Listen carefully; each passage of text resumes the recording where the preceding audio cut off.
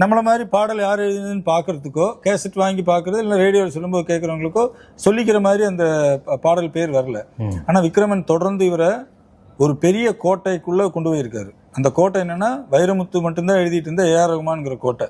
புதிய மணல் எடுக்கும்போது இவர் எழுதணும்னு இருக்காரு. சரின்னு இவர் எழுதி கொடுத்துருக்காரு. அவருக்கு ரொம்ப பிடிச்சிருச்சு. பிடிச்சங்காட்டி அதில் 3 பாட்டு. அதில் ஒரு முக்கியமான பாட்டு வந்து நீ கட்டும் சேலம் அடிப்பில் நான் கசங்கி போனேன்னு, உன் எலுமிச்சம்பழ நிலையெடுப்பில் மயங்கி போனேன்னு, நீ வெட்டி வெட்டி போடும் நகத்தில் எல்லாம் குட்டி குட்டி நிலவு தெரியுதடி. நீங்க சொன்னீங்களா அந்த அடுக்கு வெட்டி வெட்டி குட்டி குட்டி, இது பயங்கர ஹிட். அந்த டைம் மரண ஹிட். இந்த பாடல் எழுதின ஒரு சுவாரஸ்யமான சம்பவம் இருக்குது.